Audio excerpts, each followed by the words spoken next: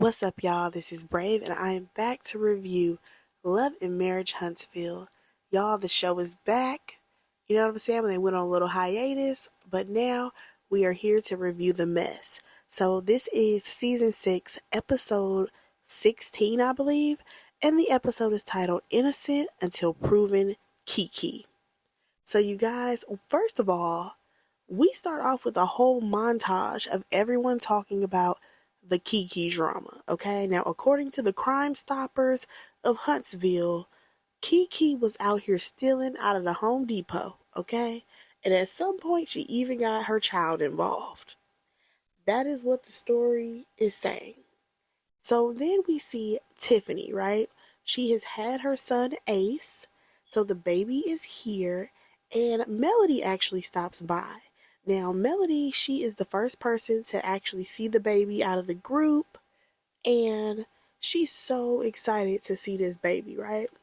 So the ladies, they sit down, Tiffany, she is feeding baby Ace, and he ain't the only one eating because, baby, one thing about Melody, she is going to eat, okay? I don't know what she was eating at that table, but she was tearing that food up, okay?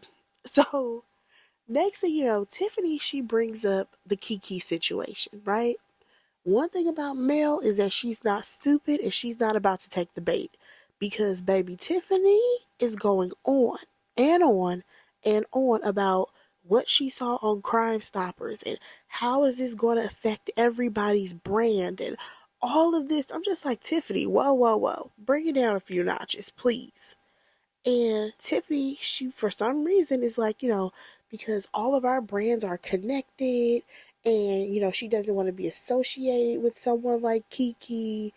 And I'm just like, okay, this is a lot to unpack. Do I feel like Tiffany has something to worry about? No. This show does enough on its own, okay, for people to give y'all side eyes. Please know that. Now, if you want to know where Mel stands on this situation, she says that Keke is innocent until proven guilty. And I'm like, you know what? That is a great thing to stand on because you don't know what's really going on. You don't know what really happened. So it's better to not try to, drag Keke just because you don't like her. Because that's where I feel like a lot of this is coming from. The way Tiffany has dragged her and a couple of the other ladies.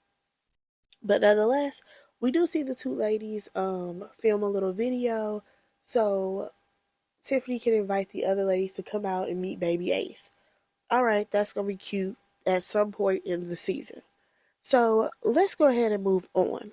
Because we have Courtney, Stormy's husband. He decides that he's going to pull up on Marceau at Black. So Courtney is like, how'd the expo go? And Marceau, he's like, yeah, it was good. Had a good turnout. All of this stuff, right? So now Courtney got to stop playing games with him. He's like, so what about the conversation that you had with my wife and how you asked her for this $100 or whatever? And Marceau, this whole time that he's talking to Courtney, he's trying to play in his face, okay? He really is. And Courtney, he calls him out about it. Like, dude, you asked my wife for $100. You did not have this on paper. Like, you did it last minute. Nobody asked for a deposit or anything like that the day of. If anything, you should have asked for that days before. And Courtney was absolutely right in that situation. And of course, Marceau, he doesn't feel like he's done anything wrong. However, Courtney, he decides to tell him, listen, you are always coming after women. For some reason, you don't know how to stay in men's business. You like to be in the women's business, and you need to stay out of it. Baby, I absolutely agree, again, with Courtney. Because how many times has Marceau said something slick to women? Multiple, okay? And not just one, not just two, it's been a plethora, okay? And if we want to be technical, you should have just let your wife handle the $100 situation. Oh, but right, if we were to circle back to that day at the expo, your wife distinctively said, oh, I'm not going over there to ask her for $100. That was what you decided to do. And you decided to stir this mess up, Marceau. So Marceau, He then tries to throw some shade at Courtney, talking about some, I can't take you seriously because you sell women's hair care for a living. And I'm just like, what does that have to do with anything? Like, what is wrong with you, Marceau? So then, for some reason, again, Marceau, he's going on about how he basically expects an apology from Stormy. I said, sir, what are you talking about? Why would she ever apologize to you? So Courtney is over the situation. So he decides to tip the bartender $100. And as he's walking out, he's like, I have too many millions to argue about $100. And I was like, I know that's right. Because at this point, it's not even about the $100. You know what I'm saying? It's really about the fact that Marceau decided to come over there and talk to Stormy crazy, asking her for money. And if this was, again, strictly business, then, sir, what you could have done was ask these people after the event privately, or you could have told them the day before. At least the day before. But here's the thing, y'all just wanted to get over on people. You know what? I'm going to hold my thought on that. Let's just go ahead and move on, y'all. Because we going to come back to how they was getting over on people. So Kimmy, she goes to see Letitia, right? And Kimmy, she looks great, okay? That jumpsuit looked amazing on her. And y'all, let me tell you what's crazy. Letitia has moved yet again, y'all. Because remember, in the other half of this season, she was stressed out about how the house that they were staying in, it was too small, right? So now they moved to another house that still doesn't seem like it has enough space, because she was like, yeah, it's still just a 3-bedroom, 2-bath. So that sounds like it's too small for y'all. And I'm just like, so what was the point of moving? Like, why did you move out of your house just for y'all to go rent something that is too small still? There are no 4 bedrooms in Huntsville. There's no 4 or 5 bedrooms, 3, 4 bathrooms. Those don't exist out there. What's happening here? Because according to y'all got money, so you can afford to rent it out. So Kimmy actually ends up asking, like, okay, so what's going on with the other house? And according to Tisha, she don't know nothing about what's going on with the house that's supposed to be built. There's no timeline, no nothing. I'm like, girl, that house is not about to be built. Okay? We gonna be in, if we're already in season 6, we probably gonna be in like season 15, and then they gonna say they breaking the ground. Okay? Nonetheless, let's get into the mess. So, first of all, before we get to the actual mess, Kimmy lets us know that she has finished radiation. She has completed all of her cancer treatments. You know what I'm saying? And I'm just like, wait a second. Throughout this entire process, you guys, we did not get one scene with Kimmy and Jalen. And that bothers me. Because I'm just like, that is her only son. And he was so emotional about finding out that his mom had cancer. The fact that we haven't seen Jalen and there have been no scenes with those two, that really does bother me, because we have had to suffer through hearing Maurice talk on multiple occasions to Kimmy. And in most of the times, the things that he say is usually disrespectful. I would have rather seen her son and how he feels at this point now that his mom, is cancer free. I'm just saying. But nonetheless, they start talking about the last meetup that they had with the girls, and how, Tiffany and Stormy, they had so much to say. These two, they aren't a part of the comeback group, and they haven't done anything, so they don't have the right to criticize. And I'm just like, whoa, you have a lot of heat, don't you? The fact that you're mentioning, oh, you're not a part of the comeback group, okay, they may not be a part of the comeback group. However, you needed Stormy. You needed her on that stage. And as for Tiffany, you surely did want to ask her for some money, try to get some funding for y'all little comeback group. So you willing to take her money, but you ain't a part of our group? Girl, goodbye. Secondly, Um, the fact that both of these women sat up here talking about some they don't know what Tiffany does for a living, I can't lie. I said, well, shit, I don't know what y'all do for a living. Like, y'all told us that Tisha is supposedly the head of Scope, but what exactly does she do? I don't know, because her husband make it seem like he's still doing everything, and she's just sitting up there, having a title with no real job. Then you have Kimmy. Kimmy, you used to be a nurse. I have not seen you work and do anything, if we really want to be technical. So the fact that y'all are giving Tiffany a side eye, I'm just like, y'all don't really got too many legs to stand on, okay? So then they start talking about Stormy. And this is the one thing that I want Kimmy to do. I want Kimmy to get out of that business. Get out of that conversation, because you were not there. You did not hear how Marcel was talking to her. So just go ahead and let that go. So then, of course, we have to talk about Keke. And Tisha, she's like, I hope that she's not on pills. And they just continue to talk about Keke and how they saw it on the Crime Stopper show and all of this, right? Now, Kimmy decides to say, I just don't know how I can help her. Maurice ain't that kind of attorney. Girl, what kind of attorney is he? Because, baby, we ain't seen him work on not a one case. Not a one. But I digress. So, Letitia, she says that she is done reaching out to these girls. She don't want to talk to them or whatever. But because Tiffany is having her little baby reveal, she said that she might show up for that. Okay, fine. So, y'all, let's slide on over to Martell, okay? Baby, this situation with Martell and Chris, oh my God. So, Chris Fletcher comes over, right? And first of all, Martell was acting like he didn't want to let him through the door because he didn't have booties on his shoes. And he's like, dude, I'm about to come through this door, okay? Because Chris was there, for a serious conversation, right? So basically, they talk about how, number one, Martell subpoenaed the Fletchers or whatever, and Chris, he felt that it was wrong because at the end of the day, they are friends with Melody and they are friends with Martell. Why would you, put us in your business? We had no right to even be summoned. You know what I mean? We did not want to be a part of it. We just want to stay neutral.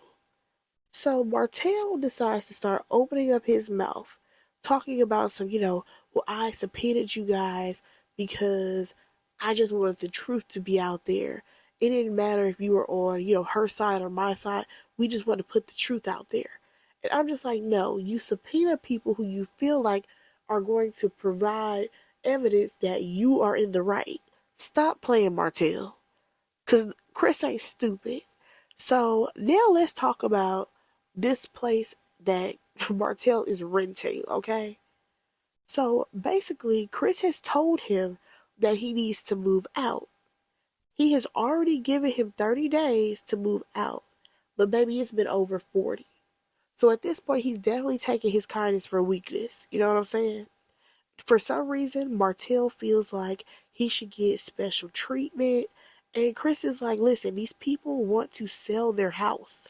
So you need to get out of it. We can't even show the house because you got all your shit everywhere. Okay? So Martell, he again is going back and forth with Chris, talking about some no, that's not how that works, all this stuff. I'm just like, so you're trying to tell Chris he don't know how his job works? Are you done, Martell? So Chris, he's like really trying to tell Martell that you have got to move out, you got to find a place to stay, and it won't be here. But for some reason, Martell, he is just so selfish that he's like, you want me to move out and stay in a hotel? What about my kids? I got my kids. That is not his problem. Nigga, you got to do what you got to do. Chris has nothing to do with your issues and you not finding a place to stay. Like, that is all your problems. And like Chris told him, listen, you got 2 weeks to move out because that's it. Now, honestly, y'all, I feel like Chris has given this man an ample amount of time to move out, find a place to stay, do what you gotta do. But for some reason, Martell thinks that the world owes him something. No, you ruined your life, you screwed up your marriage, and on top of that, you are still not a responsible adult. Like, how hard is it to rent a place out in Huntsville? Hell, Marceau and old girl Tisha, they just moved out of their house. See if you can rent where they just were. Because don't they own that property? See if you can rent that out. That's a 3-bedroom, 2-bath. I think that's enough space for you and the kids. Like, Martell just needs to grow up. But y'all, let's slide on over to Kimmy and Maurice. My God, talk about these men being frustrated. So, at first, they're talking about how Kimmy just caught up with Tisha. So, of course, she mentions how, the girls have kind of gotten into it. Now, here comes Maurice. He's like, Tisha, she does stuff for the community, and now there's an issue with it. However, that tone that he was just singing is about to change because Kimmy had to tell him, like, listen, Marceau asked Stormy for $100 at the event, and Maurice, he had to let her know, like, yeah, we paid $100 for the booth as well at the expo. But then Kimmy tells him that half of the vendors got in for free. Oh, so now he's shocked. Like, how dare my brother charge me $100 and not everybody else? But baby, this whole situation gets worse because Kimmy further explains that because they had so many vendors, the cost of the expo, it got, it had gone up. And here's the thing. When Kimmy started to break down, like, so what was the cost that went up? Because they did not change venues. There was no food. Like, what was actually costing y'all? It ain't making no sense. I said, aha. It's because Tisha and Marceau just scammed y'all dumbasses, okay? They said, well, let's just figure out a way to get some money off the top. And they did. They finessed y'all. So next thing you know, these two start talking about her going to go to some store to get like a yarny egg or whatever. And then this leads to a conversation of him telling her that her not having sex with him or wanting to have sex with him, it's all in her head. Like, her losing her sex drive has nothing to do with the medication that she's taking. And like, she has to like continuously tell him, like, no, it's because of the medication. Like, my sex drive has changed. You're acting like I'm doing this on purpose, and I'm not. And then he goes on to question her, how long until all of this wears off? Like, you didn't read up on that? I'm just like, is he serious? Like, at this point, y'all, I don't want to see Maurice say another word. Like, nothing to this woman. I want Kimmy to leave Maurice ASAP. Because let me tell you something, baby. One thing that Maurice better hope, he better hope and pray that he never ends up with any type of sickness. Because the way he's treating her, couldn't be me. Could not be me. Because I'm just like, dude, if you ever were to get sick, I would feel sorry for you. Because ain't nobody about to have any pity for you at all. But y'all, let's just go ahead and move on. So we see Stormy and Courtney, and they're at the warehouse, and they're talking about how he talked to Marceau, and then she goes on to tell him how she met up with the girls and they got into it or whatever, and how Tisha, she said that they were charging people last minute because the event was going to cost like $10,000 or whatever. And here's the thing. I was with Stormy on this. If you're going to do a charitable event, let it just be for charity. Like, just because your costs went up, that doesn't mean that you start going back to charge people. That don't even make sense. So, next thing you know, Courtney, he was like, this needs to be their last expo. And I said, baby, you are so right, okay? So they then talk about how Tisha, she didn't like the way Stormy talked to her husband. And baby, I'm with Stormy. You weren't even there to hear how your husband was talking to me in the first place. Okay? And what's crazy is that when you did come around, you were agreeing with Stormy. Now, y'all, this part was funny to me because Stormy decided to reenact what happened when he asked for that money or whatever. And she was like, yeah, because he was doing this and she was doing that. But like her gestures and everything was hilarious. Especially once she started mimicking how, Marceau was basically telling Tisha to shut up because she was agreeing with Stormy. But nonetheless, they actually talk about Crime Stoppers and Keke. And I feel like Courtney didn't know what was going on, so she had to inform him of all the stuff that Keke had going on. But I must say that I respect Stormy a lot for this because even though she's gotten into it with Keke, right? She did not let that, have her talking negatively about Keke. Like she was just putting out the facts like, oh, okay, here's the story that she was supposedly stealing, blah, blah, blah, blah. That's what she was telling her husband. And then when it came down to her own opinion about, what went down with Keke, she was just very like, you never know what somebody's going through or why they will do the things that they do. So she was not trying to judge her. And I respect her for that because it seems like only Mel and Stormy, they're the only two who aren't judging Keke right now. But baby, let's get to Keke. So we see Mel. She goes to see Keke or whatever. And baby, Keke is over here talking about how she done went to the hospital twice in 1 week because she has some type of back pain, right? So then Mel, she gives her a t-shirt that has like push through something on it. Mel, she has all her little t-shirts with the sayings on them or whatever. And I said, you know what, Mel, come on through to promote your brand. I ain't even knocking you. So Keke now, after this, y'all, she's just rambling about any and everything. Baby, she whipped out a fan because then she started having hot flashes. I mean, just a hot mess. The same thing that was written on her shirt. A hot mess, okay? So then Mel, she like brings up the Crime Stopper situation, right?